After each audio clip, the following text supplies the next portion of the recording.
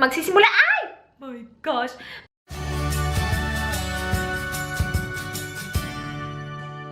Hi guys, Razel here. Welcome back. Welcome back. Today's video is going to be a review ng mga highlighters na meron ako. So lahat na ipapakita kong highlighter sa inyo, available sa Sephora PH. Ililive ko yung link nila below. If you guys have been watching my videos, my vlogs, you would know na sobrang lagi na ako nag-highlight. Like, kapag meron akong makeup sa mukha ko, laging merong highlight. Simula na nag-start ako gumamit ng highlight, parang hindi na complete yung makeup look ko kapag walang highlight. So lagi na ako naka-highlight. So before, kapag pumipili ako ng makeup, laging lipstick.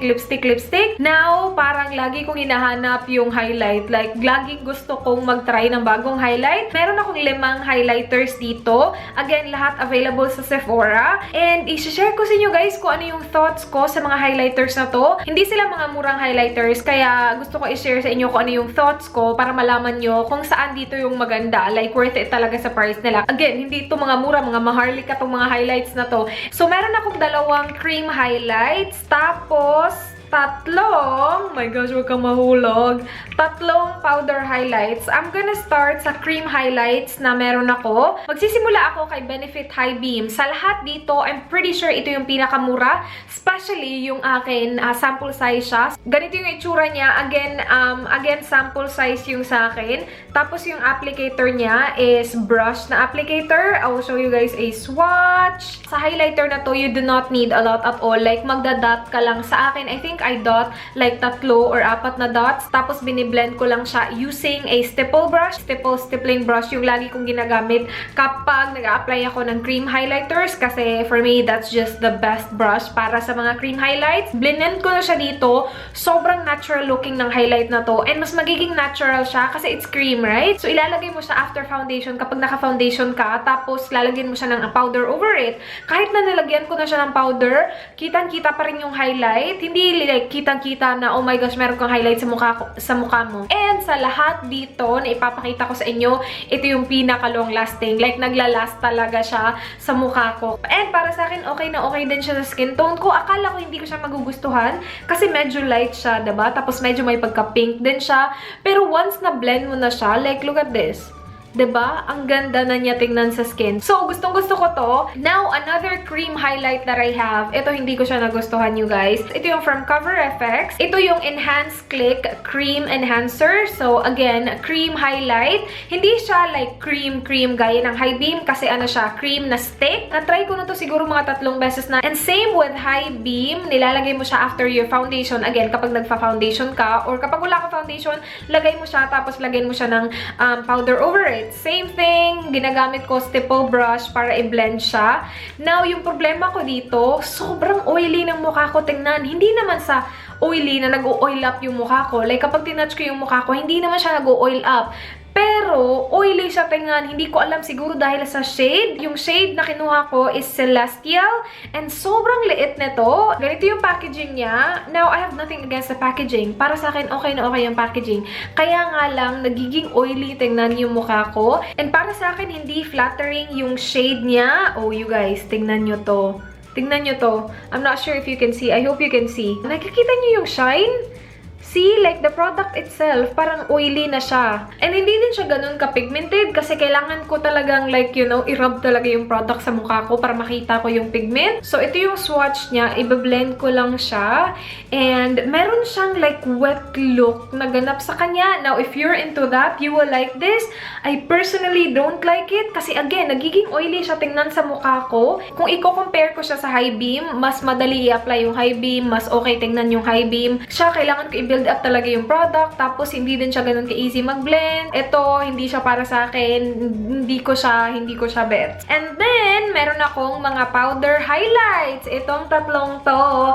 Now, you guys know my thoughts on this because I have featured this in so many videos. Na-feature ko nga to sa Ride or Die tag ko kasi ito yung favorite highlight ko. Sobrang ganda niya, sobrang flattering niya sa morena skin tone. By the way, this is the Becca Shimmering Skin Perfector in the shade Champagne Pop. You guys, I've had this for quite a while now and parang wala lang, diba? Kasi you do not need a lot. Like, konting dab ko lang ng fan brush. Fan brush yung bet ko na gamitin para sa highlight na to. Ganyan yung swatch niya. Obviously, hindi pa siya na-blend.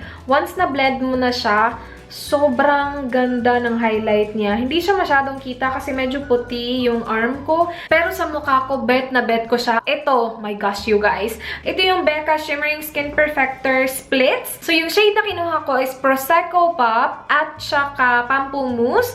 Gusto ko sana talaga itry yung Flower Child na blush. But then, yung partner ng Flower Child is Champagne Pop. And meron akong Champagne Pop. And gustong gusto kong itry yung Prosecco Pop. Prosecco Pop is what I have on my cheeks right now. It is more kind of like intense compared sa Champagne Pop. Formula nila pareho, the way they blend, the way they apply on the skin, pareho yung Prosecco at saka Champagne.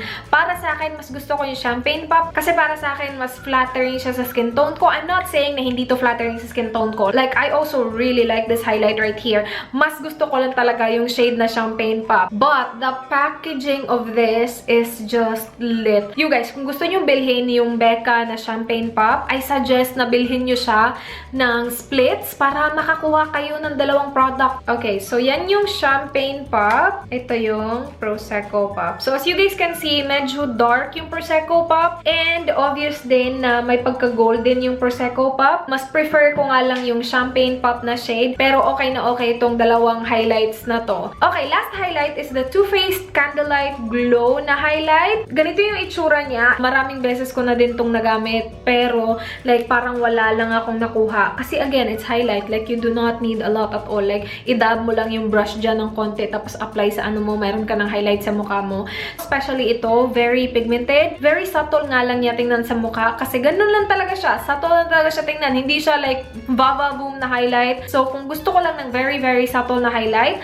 I always go for my Candlelight Glow. Kasi nga, very subtle lang siya. Very natural looking ng highlight ko kapag ito yung gamit ko. And I also like na meron siyang dalawang shades. So, kung naghahanap kayo ng highlight, gusto nyo na dalawang shades ng highlight and hindi nyo gusto yung Becca na Champagne Pop, I highly recommend you guys give this a try. Kasi dalawa na yung highlights niya. And itong dalawang to, as in nagagamit mo talaga siya. Though, most of the time, I use both of them. Like, siniswirl ko yung blush ko sa dalawang shades. Tapos nilalagay ko siya sa mukha ko. Pero natry ko na siya na gamitan na ito lang. And okay na okay siya tingnan sa mukha. Tapos natry ko na din gamitan na ito lang. And okay din siya. Okay, so i-rate ko itong 5 highlights na to. Yung 1 is yung pinaka-gusto ko. So, my number 5 is the Cover FX na Celestial na stick. Hindi ko lang talaga siya gusto. Like, I don't see myself using this again kasi nga, again, sobrang na-oily tingnan yung mukha ko. And then, number 4 would be this one. Again, I'm not saying na hindi siya maganda at all, but mas maganda lang talaga yung iba. And then, ito, sobrang hindi ko alam. Too Faced Candlelight Glow. The main reason why hindi ito number 2 para sa akin is because mas long-lasting yung high beam compared sa kanya.